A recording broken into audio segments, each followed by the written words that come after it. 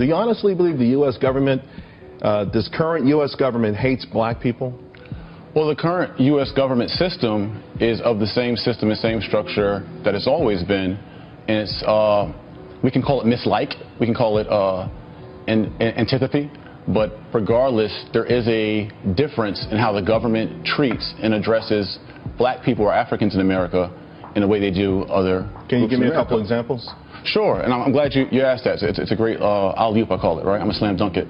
So if your audience, right, who are probably going crazy right now, this guy, said these things, the government hates black people. I want everyone to look up things like the war on drugs, which has targeted black people, mass incarceration.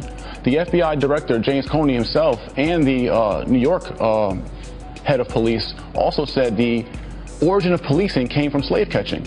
We also can look at black codes, vagrancy tactics, the bombing in Tulsa, Oklahoma, the bombing in Philly of the Moo family, all done by the U.S. government towards African people in America. So you would say arresting people and keeping law and order is anti-black? By saying that, are you saying that black people inherently are the ones committing the crimes? No, what I'm saying is that having a system, a structure in place, right, from the post-freedom or enslavement of black people, and where a system was created called the convict leasing system by our government, and where the same year that slaves were free, they created laws called vagrancy tactics that made it illegal for blacks to be homeless and would lock blacks up and put them in a convict leasing system. But see, here's the thing. I hear what you're talking about with respect to America's history. Right. The same practices are happening today. Well, I see homeless people all over the place, but I still don't see where you're justifying your current anger toward America or the American government.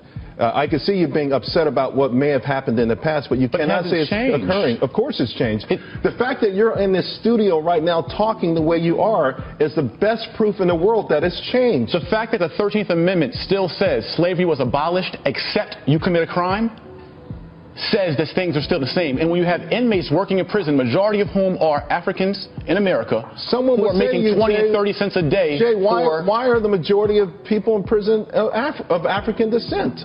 Because the African people in America were never repaired after their enslavement, after their Jim Crow, after the government redlined them, after the government never gave any restitution for the Holocaust enslavement of African people. So if you don't repair a people or you put them in ghettos, and you put them poor and uneducated in ghettos, you're going to get that kind of activity. You know, it's interesting when we have this conversation, sometimes I drive home on the West Side Highway. It's a little cluttered, so I'll take the slow route.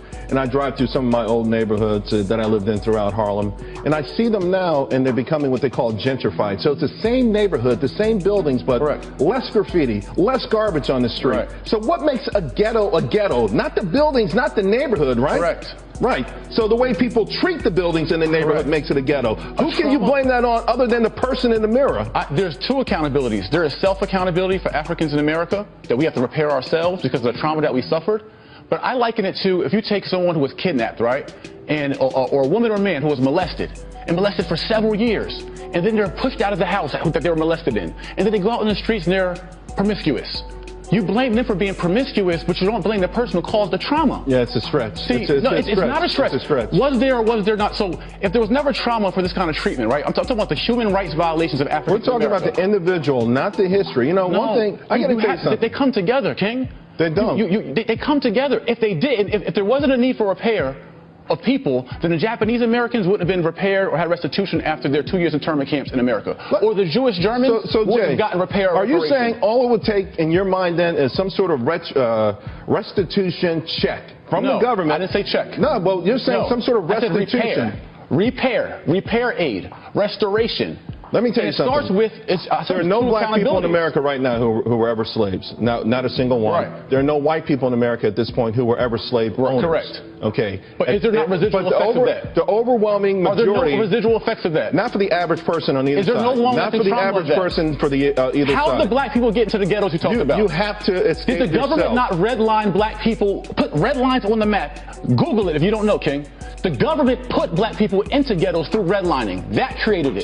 Jay. Is that right or wrong? Ultimately, we are in a point right now. Did the government not create COINTELPRO? A government program that broke up civil rights leaders and assassinated our people.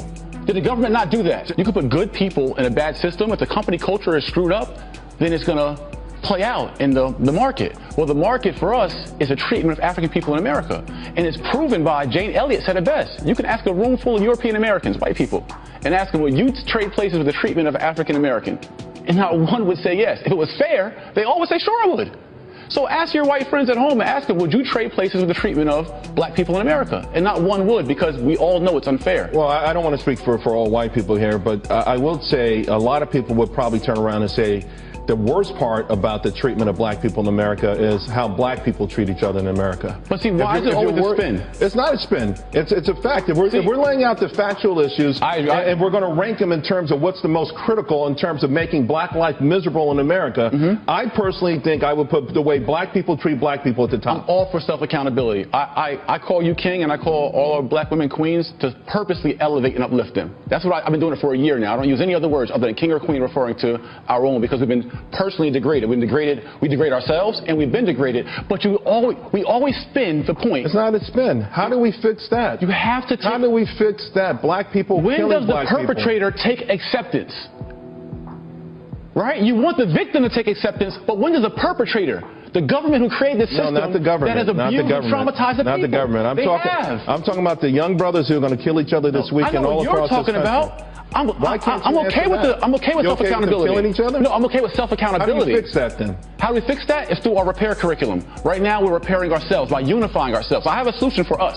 The solution for us is for us to get some self-dignity, self-pride by us unifying, understanding that before we're American, we're African first. That's why it's African-American. And when African people realize that we are one people who are the source of African cultures and tribes and countries that were brought here, captured here, and been left in this crap to deal with it ourselves, then we'll unite and we'll fix our own problems. But we cannot forget the perpetrator who caused this misery for us. I think we're all Americans first and foremost. First and foremost, yes. I am an American, and I'm of African descent, and I'm proud of that. Right. But I'm more proud of being an American more than anything else. Were American, they were African. It doesn't matter. There are people going to be free Africans. Jay, they're going to be people sworn in tomorrow. Before they were colonized Americans, they were free Africans. They're going to be people sworn in tomorrow, and guess what? They're going to have tears streaming down their eyes because they get to be a part of this great American dream. They want to assimilate while the majority of their people are in misery.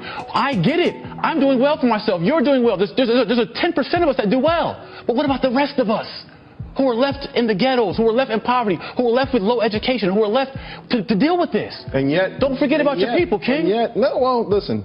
By saying being honest, who caused this misery for your people? Who caused this misery for your people? I know what system did. The misery I've seen in my own life, most of it against black people, have been at the hands of other. And what's the other? The murders I've seen. The stabbings I've seen. Who put them in that condition? The harm I've seen. Who put them in that condition? Who broke them down that way? Okay, that's what I've seen. Who degraded them that way? Who demoralized them that way? Ultimately, Jay. Who dehumanized them that way? Where did they get that condition from, King? Jay, ultimately, it's not going to wash. It doesn't wash now. What's the root of black people being in the condition they are?